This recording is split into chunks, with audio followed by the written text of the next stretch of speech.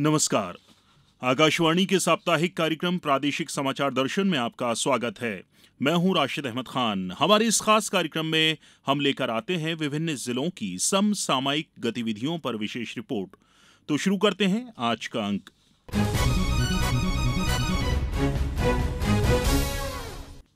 शहडोल जिले में कृषि सखियों की मदद से कृषि क्षेत्र में बड़ा बदलाव आ रहा है। राष्ट्रीय ग्रामीण आजीविका मिशन से जुड़ी इन महिलाओं को अब कृषि विभाग अपने अधीन लेने की योजना बना रहा है। इस बारे में अधिक जानकारी दे रहे हैं हमारे शहडोल संवाददाता अरविंद पांडे। शहडोल जिले में कृषि सखी के रूप में 249 महिलाएं काम कर रही हैं। ये महिलाएं किसानों को जैविक खेती के तरीके बता रही हैं। इनमें से अधिकांश महिलाएं गरीब परिवारों से हैं, जिन्हें राष्ट्रीय ग्रामीण आजीविका मिशन ने स्व सहायता समूहों से जोड़कर विशेष प्रशिक्षण दिया है। घर का काम करने के बाद कृषि सखी महिलाएं आसपास के गाँव में किसानों के बीच पहुँचती हैं और उन्हें कृषि से जुड़ी जरूरी जानकारी देती हैं। जैविक खेती के साथ बीज उपचार, मिट्टी संरक्षण और देसी कीटनाशक बनाने के तरीके समझाती हैं। महीने में 10 दिन कृषि पाठशाला लगाकर महिला पुरुष किसानों को कृषि की उन्नत तकनीक बताती हैं। आजीविका मिशन इन महिलाओं को प्रतिमाह 3600 रुपये मानदेय देता है। इन कृषि सखियों को कृषि विभाग अपने अधीन लेने की योजना बना रहा है। हर विकास खंड में 50-50 महिलाएं काम कर रही हैं। कृषि विभाग को प्रशिक्षण अमला मिलने से विभाग का काम आसान हो जाएगा। प्रादेशिक समाचार दर्शन के लिए शहडोल से मैं अरविंद पांडे। शिवपुरी में पिछले दिनों गाजर घास से होने वाले नुकसानों के बारे में किसानों और ग्रामीणों को जानकारी दी गई। इस दौरान गाजर घास के दुष्प्रभाव और उसके प्रबंधन के बारे में जागरूकता के लिए रैली भी निकाली गई। और जानकारी दे रहे हैं हमारे संवाददाता रंजीत गुप्ता। शिवपुरी जिले में कृषि विज्ञान केंद्र के द्वारा 16 से 22 अगस्त तक गाजर घास जागरूकता सप्ताह का आयोजन किया गया। इस दौरान कृषि विज्ञान केंद्र द्वारा विभिन्न जागरूकता गतिविधियां आयोजित की गई। कृषि विज्ञान केंद्र के वैज्ञानिकों द्वारा रैली, बैठकें और अन्य प्रशिक्षण के माध्यम से किसानों और ग्रामीणों को गाजर घास से होने वाले दुष्प्रभाव और इसके प्रबंधन के बारे में जानकारी दी। किसानों को कृषि विज्ञान केंद्र और ग्रामीण स्तर पर इस खरपतवार के नुकसान के बारे में बताया गया। किसानों को बताया गया कि किसान अपने खेतों व अन्य स्थानों के आसपास से इस गाजर घास को किस तरह से नष्ट कर सकते हैं। शिवपुरी कृषि विज्ञान केंद्र के प्रभारी और वरिष्ठ वैज्ञानिक डॉक्टर पुनीत कुमार ने बताया कि भारतीय कृषि अनुसंधान परिषद, खरपतवार अनुसंधान निर्देशालय जबलपुर के समन्वय से यह गाजर घास जागरूकता सप्ताह का आयोजन पूरे जिले में किया गया। इस दौरान विभिन्न गतिविधियां आयोजित कर गाजर घास से क्या नुकसान है, किस तरह से बचाव कर सकते हैं, इसके बारे में जानकारी दी गई। कृषि विज्ञान केंद्र के वरिष्ठ वैज्ञानिक डॉक्टर M.K. भार्गव ने बताया कि गाजर घास पार्थेनियम स्टेरोफोरस, जैसे आमतौर पर सफेद टोपी, गजरी, चटकी, चांदनी आदि के नाम से जाना जाता है, एक विदेशी आक्रामक खरपतवार है। उन्होंने बताया कि इसके फूल आने से पहले इस खरपतवार को उखाड़कर कंपोस्ट या वर्मी कंपोस्ट बना लें। गाजर घास को विस्थापित करने के लिए चकोड़ा, पवार, गेंदा जैसे 100 स्थायी प्रतिस्पर्धी पौधों की प्रजातियों के बीज का छिड़काव करें। शिवपुरी से प्रादेशिक समाचार दर्शन के लिए रंजीत गुप्ता। प्रधानमंत्री जनमन आवास योजना के क्रियान्वयन में उमरिया जिले की मानपुर जनपद पंचायत प्रदेश में पहले पायदान पर है। और जानकारी दे रहे हैं हमारे संवाददाता अरुण कुमार त्रिपाठी। उमरिया जिले में प्रधानमंत्री जनमन आवास योजना का क्रियान्वयन तेजी से कराया जा रहा है। योजना के लागू होने के बाद जनमन योजना के अलग अलग कार्यों में आवास योजना के क्रियान्वयन के बेहतर परिणाम देखने को मिल रहे हैं। जिले की जनपद पंचायत मानपुर पूरे प्रदेश में आवास योजना के क्रियान्वयन में प्रथम स्थान पर है। वहीं टॉप 6 जनपदों में जिले की करकेली जनपद पंचायत 5वें एवं पाली जनपद 6ठे स्थान पर है। कलेक्टर धर्मेंद्र कुमार जैन ने बताया है कि जिले में पीएम जनमन योजना के तहत तीनों जनपदों में 11,639 पीवीजीटी हितग्राहियों के आवास बनाने का लक्ष्य हासिल हुआ था, जिसके एवज में आज दिनांक तक 30% लक्ष्य हासिल करते हुए 3,398 आवास पूर्ण कर लिए गए हैं। जिले की आदर्श ग्राम पंचायत डोड़का में पीएम जनमन योजना के तहत 100% लक्ष्य पूर्ण कर लिया गया है। प्रादेशिक समाचार दर्शन के लिए मैं अरुण कुमार त्रिपाठी। हमारे संवाददाता ने जनजाति कार्य विभाग के सहायक आयुक्त अखिलेश पांडे से भी बात की। पीएम जनमन योजना अंतर्गत सभी हितग्राही मूलक सुविधाओं का 100% सैचुरेशन किया जाना है। आवास की जो योजना है पीएम जनमन के अंतर्गत जनमन आवास, उसमें वर्तमान समय में जिले की मानपुर जनपद प्रदेश में प्रथम स्थान पे है। जिले में कुल 11,639 के लक्ष्य के विरुद्ध 3,398 आवास पूर्ण किए जा चुके हैं। जिले की ग्राम पंचायत डोडका में कुल 202 आवास स्वीकृत किए गए थे, जिनका 100% सेचुरेशन हो गया है। 202 स्वीकृत आवासों में पूरे 202 का निर्माण पूर्ण हो चुका है। उज्जैन के विक्रम विश्वविद्यालय में पिछले दिनों पुस्तकालय विज्ञान विषय की 2 दिवसीय अंतर्राष्ट्रीय संगोष्ठी संपन्न हुई। क्या कुछ हुआ इस संगोष्ठी में, बता रहे हैं हमारे संवाददाता हेमेंद्र नाथ तिवारी।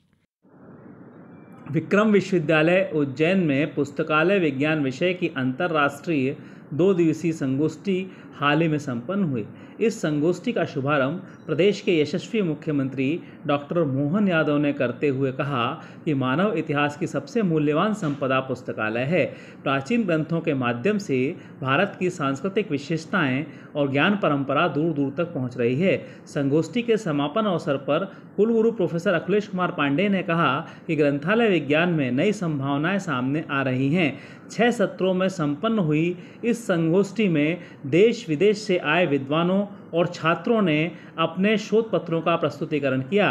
यह संगोष्ठी विक्रम विश्वविद्यालय के प्रथम विजिटिंग प्रोफेसर पद्मश्री डॉक्टर ख्याली रामामृत रंगनाथन के पुस्तकालय व्यवसाय में पदार्पण के शताब्दी वर्ष के उपलक्ष्य में बदलती शिक्षा और सामाजिक संरचना में पुस्तकालयों के लिए अवसरों और चुनौतियों पर केंद्रित अंतर्राष्ट्रीय सम्मेलन का आयोजन 22 एवं 23 अगस्त को स्वर्ण जयंती सभागार में किया गया। समापन समारोह में कुलगुरु प्रोफेसर अखिलेश कुमार पांडेय की अध्यक्षता प्रोफेसर अश्विनी वैश्य के मुख्य आतिथ्य में संपन्न हुई। विशिष्ट अतिथि प्रोफेसर शैलेंद्र कुमार शर्मा और डॉक्टर मनोज कुमार सिन्हा थे। विक्रम विश्वविद्यालय उज्जैन की सम्मेलन की निदेशक और पूर्व विभागाध्यक्ष डॉक्टर सोनल सिंह ने धन्यवाद ज्ञापन किया। समापन समारोह का संचालन डॉक्टर डी लाल, बिहार पुस्तकालय संघ के महासचिव ने किया। प्रादेशिक समाचार दर्शन के लिए उज्जैन से हेमेंद्र नाथ तिवारी। अमृत भारत योजना से टीकमगढ़ रेलवे स्टेशन ने विकास की गति पकड़ी है, और जानकारी दे रहे हैं हमारे संवाददाता भवन जैन। अमृत भारत योजना में टीकमगढ़ रेलवे स्टेशन का स्वरूप बदल रहा है। रेल मंत्रालय द्वारा की गई विकास की परिकल्पना को साकार किया जा रहा है। रेलवे स्टेशन पर ओवरब्रिज तैयार हो चुका है। प्लेटफार्म नंबर 2 का निर्माण किया जा रहा है। इसके साथ ही पार्किंग से लेकर तमाम सुविधाएं और व्यवस्थाएं अपडेट हो रही हैं। झांसी मंडल के पीआरओ मनोज कुमार ने बताया कि रेल मंत्रालय ने रेलवे स्टेशनों के विकास के लिए अमृत भारत योजना शुरू की है। इसमें टीकमगढ़ रेलवे स्टेशन शामिल किया गया है। इस योजना में दीर्घकालीन दृष्टिकोण के साथ निरंतर आधार पर स्टेशन के विकास की परिकल्पना की गई है। इसमें मास्टर प्लान तैयार करना और विभिन्न चरणों में उनका क्रियान्वयन करना शामिल है, ताकि स्टेशनों पर सुविधाओं में सुधार हो सके, जैसे स्टेशन तक पहुंचने में सुधार, परिभ्रमण क्षेत्र, प्रतीक्षालय, शौचालय, मुफ्त वाईफाई, एक स्टेशन और एक उत्पाद जैसी योजनाओं के माध्यम से स्थानीय उत्पादकों के लिए कियोस्क, बेहतर यात्री सूचना प्रणाली, व्यावसायिक बैठकों के लिए नामित स्थान आदि स्टेशन पर आवश्यकता को ध्यान में रखते हुए काम किए जा रहे हैं। उन्होंने बताया कि टीकमगढ़ रेलवे स्टेशन के लिए निविदाएं प्रदान की जा चुकी हैं और काम शुरू हो चुका है। प्रादेशिक समाचार दर्शन के लिए टीकमगढ़ से भवन जैन। सीधी जिले में गौ संवर्धन को बढ़ावा देने के मकसद से कलेक्टर सौरोचिष सोमवंशी ने एक अभियान चलाकर जिम्मेदार अधिकारियों कर्मचारियों को समय सीमा पर कार्यवाही के निर्देश दिए हैं। क्या है ये अभियान, बता रहे हैं हमारे संवाददाता सचिंद्र मिश्र। सीधी जिले में गौ संवर्धन को बढ़ावा देने के मकसद से कलेक्टर सौरोचिष सोमवंशी ने एक अभियान चलाकर जिम्मेदार अधिकारियों कर्मचारियों को समय सीमा पर कार्यवाही के कड़े निर्देश दिए हैं। कलेक्टर श्री सोमवंशी ने बेजुबान जानवरों पर क्रूरता बरतने वालों के खिलाफ सख्ती से कार्यवाही करने की हिदायत भी दी है। कलेक्टर श्री सोमवंशी ने आकाशवाणी को बताया है कि मुख्यमंत्री गौ संवर्धन योजना अंतर्गत सीधी जिले में 60 गौशालाएं स्वीकृत हैं, जिनमें 46 का कार्य पूर्ण कर लिया गया है, जबकि 14 निर्माणाधीन हैं। वर्तमान समय पर 19 गौशालाएं संचालित हैं, जिसमें से 17 स्वसहायता समूह और 2 स्वयंसेवी संस्थाओं को संचालन का दायित्व जिला प्रशासन द्वारा सौंपा गया है। जिले में गौ संवर्धन व आवारा पशुओं के विचरण की समस्या के निवारण के लिए विगत सप्ताह क्षेत्रीय सांसद डॉक्टर राजेश मिश्रा की अध्यक्षता तथा विधायक धवनी कुंवर सिंह टेकाम, विधायक सीधी श्रीमती रीति पाठक की उपस्थिति में एक बैठक भी आहूत हो चुकी है। बैठक में कलेक्टर सुरचित सोमवंशी, पुलिस अधीक्षक डॉक्टर रविन्द्र वर्मा, तत्कालीन मुख्य कार्यपालन अधिकारी जिला पंचायत राहुल धोटे, अपर कलेक्टर राजेश शाही सहित अन्य पुलिस अधिकारी व एसडीएम साहबानों के अलावा संबंधित विभागीय अधिकारी मौजूद रहे हैं। बता दें कि गौ संवर्धन मामले पर जिला प्रशासन के साथ साथ जिले के जनप्रतिनिधि भी सशक्त देखे जा रहे हैं। सांसद डॉक्टर राजेश मिश्रा, विधायक द्वय कुंवर सिंह टेकाम, श्रीमती रीति पाठक ने चिंता जाहिर करते हुए कहा है कि पशुओं के सड़कों में विचरण के कारण प्रतिवर्ष कई सड़क दुर्घटनाएं भी होती हैं, जिसमें हम कई बहुमूल्य जिंदगियां खो देते हैं। मानव जीवन के साथ साथ पशुधन की भी हानि होती है। आवारा पशुओं के कारण किसानों के फसलों का नुकसान होता है। साथ ही जिले में पशु क्रूरता के मामलों में भी वृद्धि हो रही है। सांसद डॉक्टर राजेश मिश्रा ने कहा है कि उक्त समस्या के निराकरण के लिए अभियान चलाकर प्रभावी कार्यवाही करने की आवश्यकता है। जन्माष्टमी पर्व तक अभियान चलाकर सड़कों पर विचरण करने वाले पशुओं को नजदीकी गौशालाओं में भेजने की कार्यवाही की जाए। सर्वप्रथम नगरीय क्षेत्रों तथा प्रमुख मार्गों से पशुओं को हटाने की कार्यवाही किए जाने का बैठक में निर्णय लिया गया है। उल्लेखनीय है कि गौ संवर्धन को बढ़ावा देने के लिए जहां सरकार सशक्त है, वहीं सीधी जिले के जनप्रतिनिधि व जिला प्रशासन भी एक साथ खड़े हैं।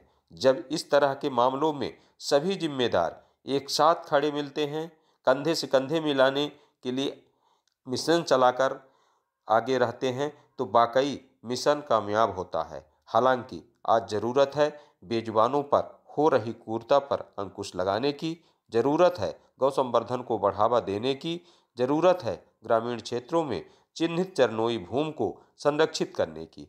आकाशवाणी समाचार दर्शन के लिए सीधी से मैं सचिंद्र मिश्र। कार्यक्रम के आज के अंक में इतना ही। अगले हफ्ते फिर मुलाकात होगी, तब तक के लिए नमस्कार।